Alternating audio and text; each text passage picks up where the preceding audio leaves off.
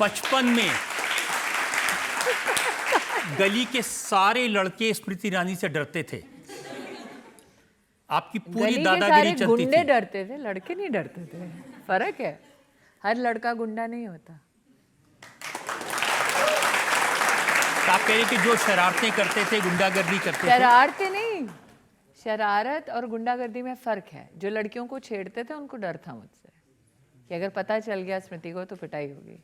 आप कर देती थी पिटाई वाकई? हाँ, यहाँ पे कोई एक दाग है, कट है।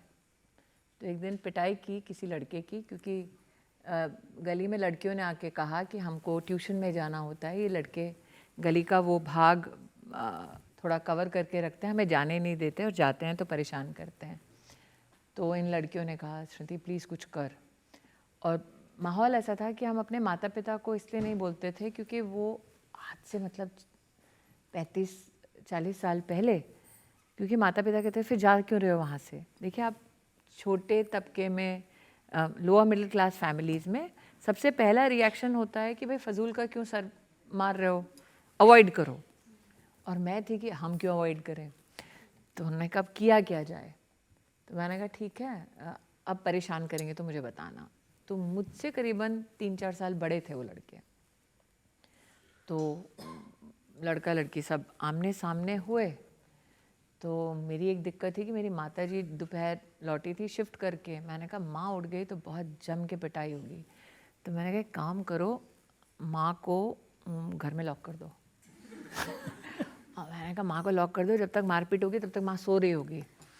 तो इतना हल्ला हो गया मार पिटाई में कि ये लड़के ने मेरा कॉलर वॉलर पकड़ा हुआ था, मैंने लड़के का कॉलर पकड़ा हुआ था। बैल्कनी से माँ आ गई चिल्लाते हुए और माँ ने बोला अरे लड़की है छोड़ दे। और मैं बहुत एम्बैरेस हो गई। मैंने कहा इसको नहीं समझ आ रही है कि लड़की है, ये पीट रहा है क्योंकि मैं इसको पीट रही हूँ।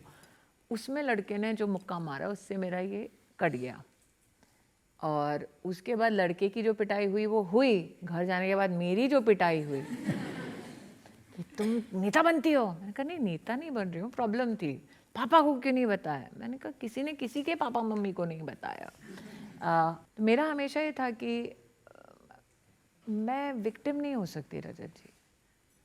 वैसे ही आप गुर्बत में पैदा हो, वैसे ही इतनी कठिनाइयाँ हैं, उससे हर कोई राह चलता थप्पड़ मार दे। तो मेरे पिताजी कहते थे तुम ही को बड़ा नेता बनना है कि तुम ही को सबको जवाब देना है।